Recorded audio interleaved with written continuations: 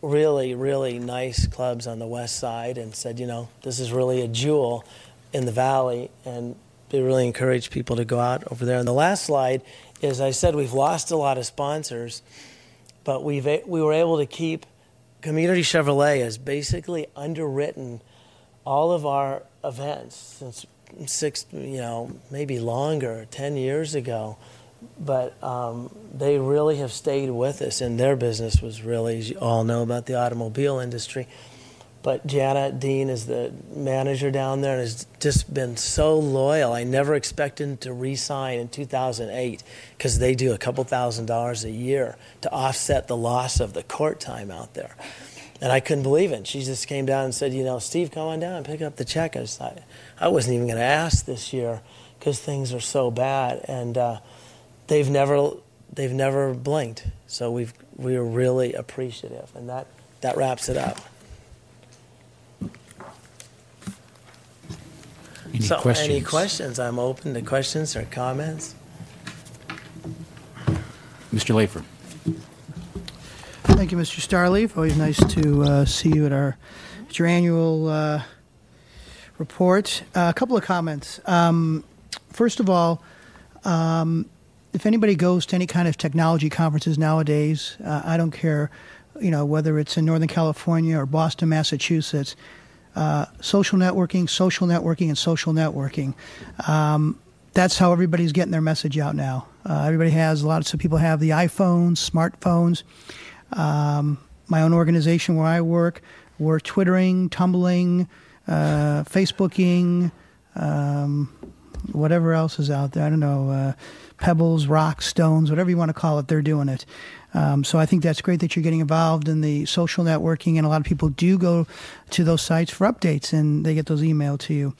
A couple other comments. When we built the tennis center back in '97, one of the challenges and one of the goals was how do we balance all these different needs of the center? Okay, how do we how do we allocate the time between tournaments and charitable causes and public lessons and basically drop-in tennis?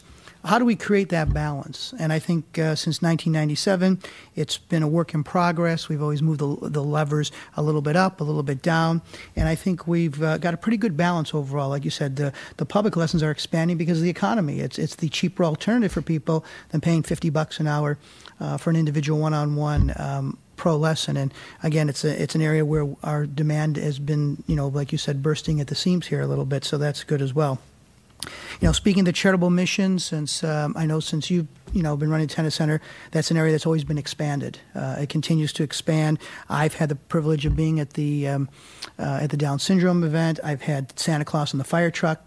Over the years in December, I've been there as well. So I think that's a real big part of it too that people like is the charitable aspect. And this is something people that know Steve know that this is something that is more personal to him than just than a business obligation. This is something that him and his wife Linda have pursued for many years, even beyond the tennis center. Whether it's given to their local church or whatever other kinds of nonprofit work they do, it's part of who they are, which is great. It just so happens to be taking place inside of a tennis facility too.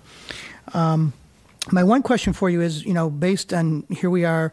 13, 14 years later, we've had a lot of successes. Where do we go from here? You're a visionary kind of guy. Where are we going forward with the tennis center? Where do you want to take it, say, in the next 3 to 5 years, or what do you see changing with it over that period of time? I think, depending on the economy, going back to more of the grassroots, the lessons, the play, everything that's more affordable, because that's where we really need to go. I said we want to also stay in business. That's why we're going to the Challenger, bringing that back, if indeed that is possible to bring that back, if it works.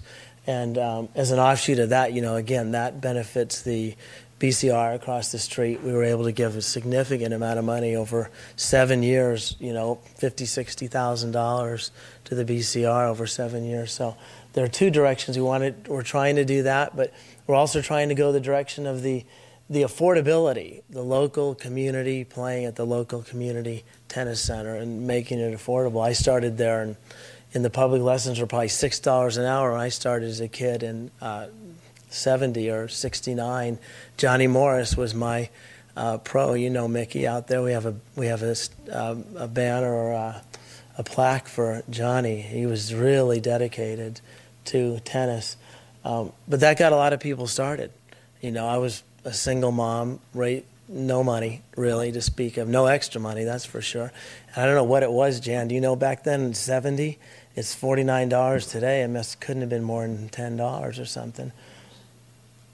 Yeah, but it was the same 9 hours, maybe $1 an hour or something. So having been through that myself and walked 6 blocks, grew up 6 blocks from there, that's always going to be the heart of the tennis center, is that idea of local people. You know, it's for the local people and to make it affordable.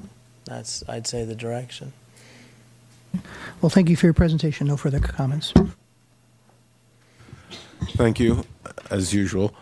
But you said something that kind of got me a little worried. I just want to get it cleared up. You said that sometimes you have to bump heads with some groups or something.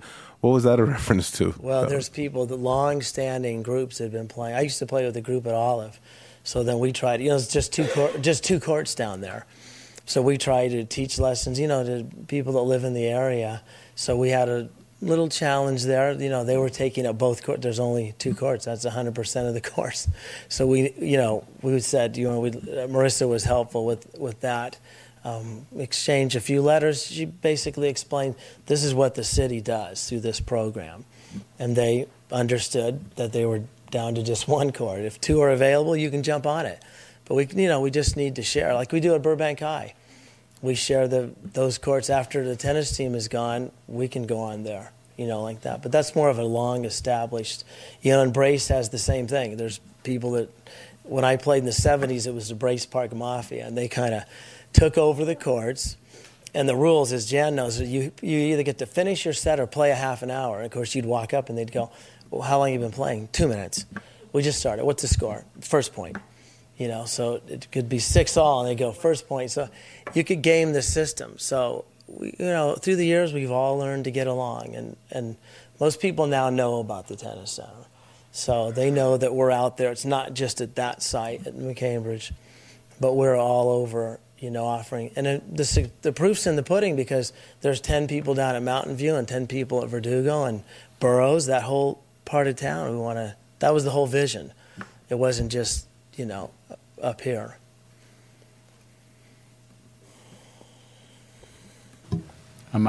Steve, one quick question. Sure. On the, not a question, but on the Genshin Schmidt event that you had, I stopped in, and not only was, you know, it seemed like all the kids were having a great time, but what I noticed is the leadership and the volunteers and the tennis center staff were also having a great time, and they were totally involved in what was going on.